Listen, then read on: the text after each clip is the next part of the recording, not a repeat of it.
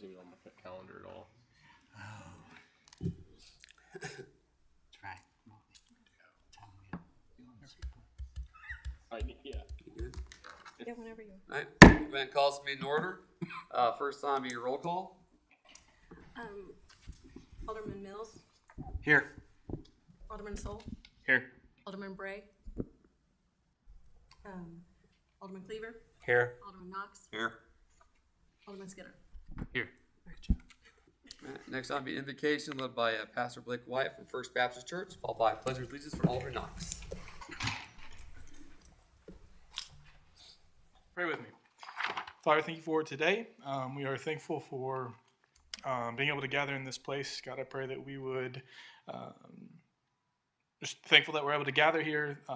Pray that we would just have wisdom and guidance today, the decisions that we make and the things that we talk about. Lord, we pray that you would be blessed. I pray for all the people in this room, God, that you would help us to have good conversation and that just be blessed by you today, that we recognize these people are here to serve the people of this community and just being able to have a loving heart for those around them, God. And so we just pray that you would bless them for that and continue to guide us and watch us tonight. Pray these things in Jesus' name. Amen. To the flag of the United States of America, and to the republic for which it stands, one nation, under God, indivisible, with liberty and justice for all.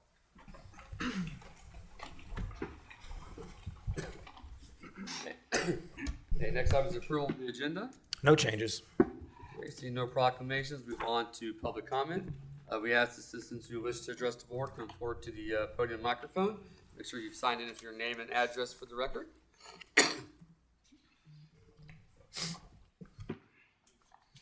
Sign-in sheets in the back of the room, which I already signed in. My name is Brian Schoengert. I live at 780 East Ryan Road, member of Ward 1. I came this evening to talk on two things. First one, as looking through the minutes of the last events and as far as the agendas, I was looking through the agenda for this evening and stumbled across one from a workshop that the council members had with the Planning and Zoning Committee, in which it was discussed again for a third time about restricting use of what you can park or store in your backyard or in someone's private property in their backyard was discussed. This has already been beaten down twice, and someone had to bring it up again. I'm not sure where it come from or why it come from.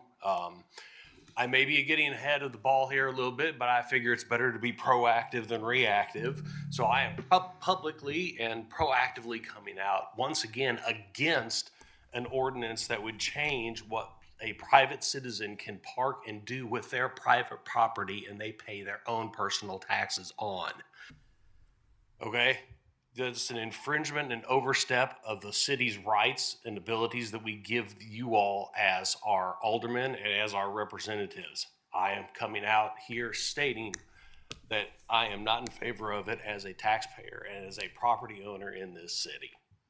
Okay?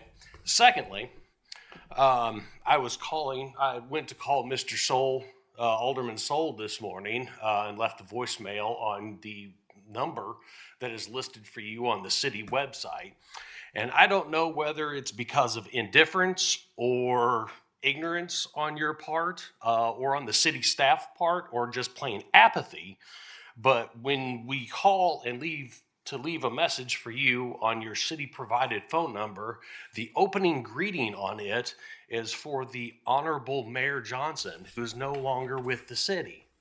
So I don't know if you either don't know how to set up your mailbox, don't care to set up your mailbox, or the city staff has not done anything to assist you with setting up your city mailbox. But it's a little disconcerting for a tax-paying citizen to call up here and to leave you a voice message about a subject, and you get the Honorable Mayor Johnson greeting you and saying, "When I get your message, I'll be happy to call you back." So if you or the city could maybe do something about that, that might help us feel a little bit better about you in your elected position. Thank you. Good evening.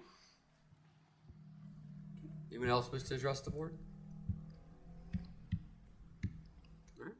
All right. Next up be the consent agenda. Mr. Mayor, I move that we approve the consent agenda. Motion by Alderman Skinner to approve the consent agenda. Do I have a second? Second. Any discussion? Seeing none, all in favor, please say aye. Aye. All opposed, nay. Seeing no previous business, new business presentations, or public hearings. Move on to resolutions. First resolution is R 25-16. It's a resolution by the Board of Aldermen of the City of Grand Valley establishing the need to amend the 2025 budget to execute the repair of the HVAC unit for the Grand Valley Community Center.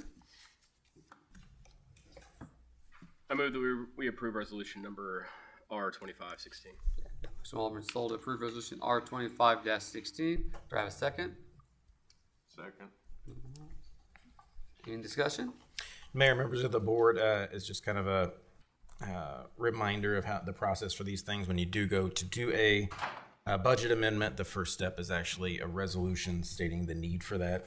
So at this time, you would just be voting on the resolution to consider that. But essentially what we're looking at is here recently the HVAC unit that provides air conditioning to the gym at the community center. The condenser coils have failed in that. So we have had a couple people out to look at that now and got estimates on that. But essentially there is no air conditioning in the gymnasium at this point. So that is the need for the budget amendment. Are we looking at replacing the entire unit? Shannon. No, it's just the condenser coil and then replacement of the, I think, R2 refrigerant, which is not either. No.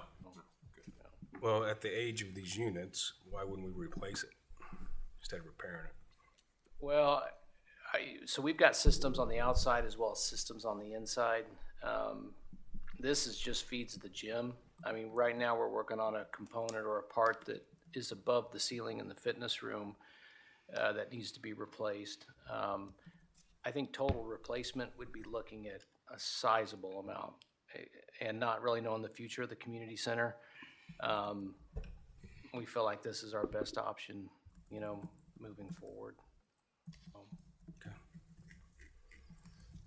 Any additional questions? All right, seeing none, all in favor, please say aye. Aye. All opposed, nay. Next up, resolution R 25-17. It's a resolution by the Board of Aldermen of the City of Grand Valley authorizing the city administrator to execute the repair of the HVAC unit for the Grand Valley Community Center. Mr. Mayor, I move that we approve resolution number R 25-17. Okay, a motion by Alderman Skinner to approve resolution R 25-17. Do I have a second? Second.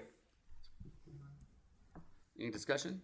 Mayor, members of the board, this would be the agreement for that project. MCOR is the mechanical contractor that the city uses, but with this being a separate item past the maintenance scope, there is a separate resolution and agreement for that.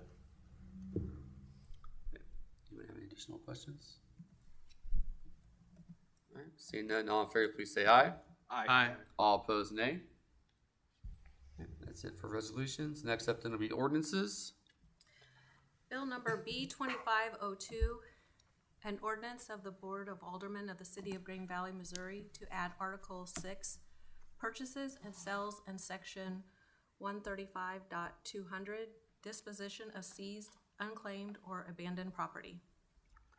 Mayor, I move that we accept the second reading of bill number B 25-02 and approve it as ordinance number 2463.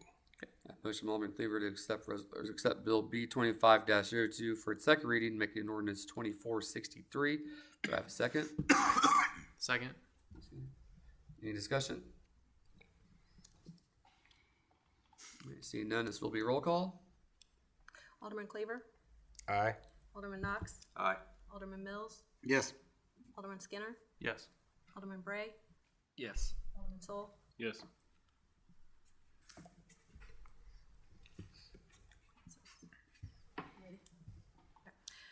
Bill number B 25-03, an ordinance by the Board of Aldermen of the City of Green Valley, Missouri, authorizing the city administrator to allocate funding from park fund reserves to execute the repair of the HVAC unit for the Green Valley Community Center. Mr. Mayor, I move that we accept bill number B 25-03's first read and bring it back by title only for a second read. I got a motion by Alderman Knox to approve Bill B 25-03 first reading and bring it back by title only for its second reading. Do I have a second? Second. Alderman Skinner. Any discussion? Mayor, members of the board, procedurally, this is just the ordinance part that goes along with that, the budget amendment itself. Questions? Seeing none, all in favor, please say aye. Aye. All opposed, nay. This is bill number B 25-03, an ordinance by the Board of Aldermen of the City of Green Valley, Missouri, authorizing the city administrator to allocate funding from park fund reserves to execute the repair of the HVAC unit for the Green Valley Community Center. Mr. Mayor, I move that we approve the second reading of bill number B 25-03 and approve it as ordinance number 2464. I have a motion by Alderman Knox to approve Bill B 25-03 for its second reading, making ordinance 2464. Do I have a second? Second. Any discussion? Seeing none, this will be a roll call. Alderman Cleaver, Yes. Alderman Knox, Yes. Alderman Mills, Yes. Alderman Skinner, Yes. Alderman Bray, Yes. Alderman Sol. Yes. That's it for ordinances. Next up, city attorney's reports. No report this evening, Mayor. Next up, city administrator and staff reports. Ms. Holland to start. Yes, the 2025-2026 occupational license renewal will start the first week of April. Mr. Davies. Mayor and board, usually around this time of the year, I provide an update on our youth sports season that's getting ready to kick off, which would be t-ball, boys baseball, girls softball. We're nearing our end of our registration. I usually report on this because this is of all the programs, activities that we provide, this is the one where we usually receive the most participation in. And we're about sitting where we have in years past. We have, I believe, right now 451 kids signed up for those 3 programs from age 4 to 14. That was it for staff reports. Next up, the Board of Aldermen reports and comments. Alderman Cleaver, Nothing tonight? Alderman Knox, Nothing tonight, sir. Alderman Skinner. Just one question. Have we looked into, is there a history with why we don't have, youth soccer in Green Valley? So we used to offer youth soccer, but we were limited in what we could offer because in order to share play, you needed to have a board. And with the Parks and Recreation Department, we don't, whereas a lot of the share play communities had, in essence, volunteer groups. So we used to partner with Metro East Soccer out of Oak Grove, which is since, I think they went defunct about 5 years ago. So ever since then, GVSL has ran the soccer program, I think in conjunction with Lee Summit Parks and Recreation. Yeah, it's through Sporting Lee Summit is where, if you go to Green Valley Sports League site for soccer, it takes you through there, and that's the sign up. And it's, as he said, that's kind of been the option here for the last quite a few years, I guess. Yeah. Now, we partner with GVSL for field space. So if there's local teams here, whether that's football, flag football, soccer, we provide facility use space for them for their practices. So they're not having to travel to Lee Summit to practice unless they want to. Thanks. Alderman Bray.